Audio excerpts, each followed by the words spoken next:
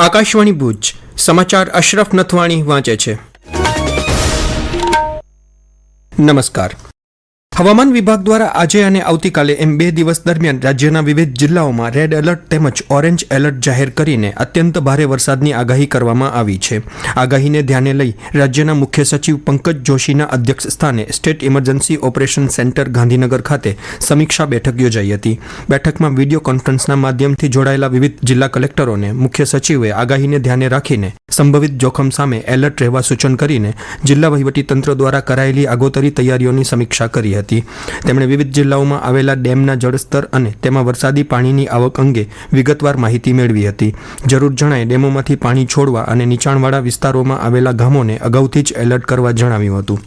પ્રવર્તમાન પરિસ્થિતિને ધ્યાને લઈ મુખ્ય સચિવે જિલ્લા અને તાલુકા વહીવટીતંત્રના તમામ અધિકારી કર્મચારીઓને હેડક્વાર્ટર ખાતે ફરજ પર હાજર રાખવા પણ સૂચના આપી હતી। સાથે જ રાજ્યના વિવિધ સ્થળો ખાતે મૂકવામાં આવેલી એનડીઆરએફ અને એસડીઆરએફની ટીમોની માહિતી મેળવીને રેડ એલર્ટવાળા જિલ્લાઓમાં જરૂર જણાય વધુ ટીમ ડિપ્લોય કરવા તેમણે સૂચના આપી હતી।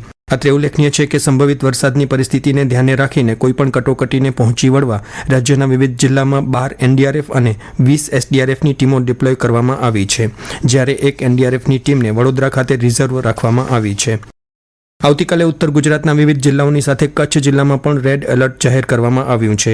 બંગાળની ખાડીથી શરૂ થયેલું હળવું દબાણ હવે કચ્છમાં ડિપ્રેશનમાં ફેરવવાની શક્યતા તેમજ અન્ય સાયક્લોનિક સર્ક્યુલેશન સિસ્ટમને પગલે આવતીકાલે રવિવારે કચ્છમાં અતિભારે વરસાદ થવાની સંભાવના વચ્ચે જિલ્લા વહીવટીતંત્ર કોઈપણ પરિસ્થિતિને પહોંચી વળવા સજ્જ બન્યું છે। ભુજ નજીક માધાપર યક્ષ મંદિર પાસે એનડીઆરએફની ટીમને સ્ટેન્ડ બાય રાખવામાં આવી છે। એનડીઆરએફના 30 સભ્યો અને તેમના અધિકારીઓ સાથેની ટીમ બચાવ કામગીરી માટેની તમામ જરૂરી સામગ્રી સાથે સ્થાયી થયેલી છે।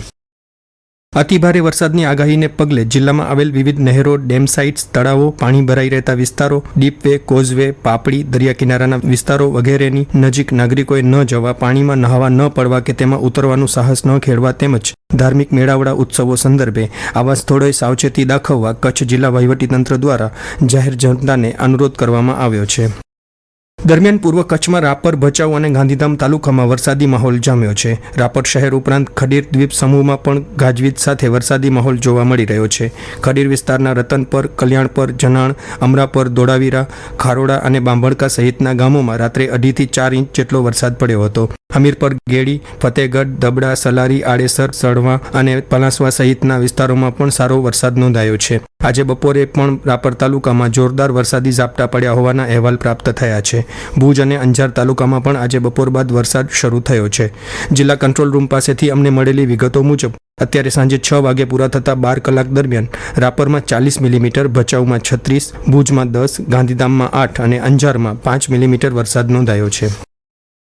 મિની તરણેતર તરીકે પ્રખ્યાત મોટા યક્ષના મેળાનો આવતીકાલે પ્રારંભ થશે। વરસાદના ઓછાયા વચ્ચે પણ મેળાનો ઉત્સાહપૂર્વક ધમધમાટ જોવા મળી રહ્યો છે। સાંસદ વિનોદ ચાવડા, જિલ્લા પંચાયતના અધ્યક્ષ જનકસિંહ જાડેજા સહિતના અગ્રણીઓ દ્વારા આવતીકાલે સવારે 11 વાગે મેળાને ખુલ્લો મૂકવામાં આવશે।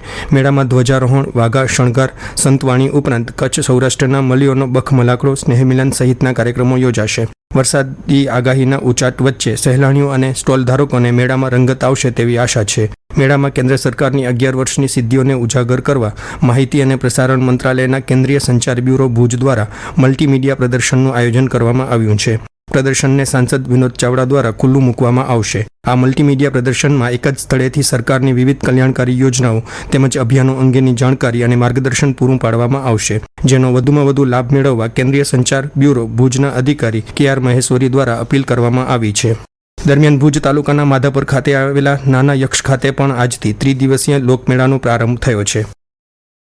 આજે અનંત ચોદશના પર્વ સાથે 10 દિવસથી ઉજવાતા ગણેશોત્સવનું સમાપન થઈ રહ્યું છે। કચ્છમાં મોટાભાગે 5 કે 7 દિવસ આ ઉત્સવ ઉજવાય છે, જ્યારે મરાઠી સમાજ તેની 10 દિવસ ઉજવણી કરે છે। આવતીકાલે ભાદરવી પૂનમ સાથે અંબાજીનો પ્રાગટ્ય ઉત્સવ ઉજવાશે। જોગાનું જોગ આવતીકાલે ખગ્રાસ ચંદ્રગ્રહણ પણ થશે।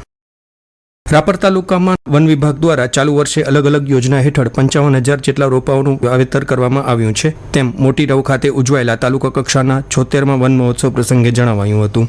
રાપરના ધારાસભ્ય વિરેન્દ્રસિંહ જાડેજાના અધ્યક્ષસ્થાને યોજાયેલા આ કાર્યક્રમમાં વન વિભાગ દ્વારા માહિતી આપવામાં આવી હતી કે ચાલુ વર્ષે ગ્રામ વન યોજના હેઠળ 16,983, રોડ સાઇડના 8,000 અને વન કવચ યોજના હેઠળ 30,000 મળી 55,000 જેટલા રોપાઓનો ઉછેર કરવામાં આવ્યો છે। આ સાથે સમાચાર બુલેટિન પૂરું થયું। નમસ્કાર।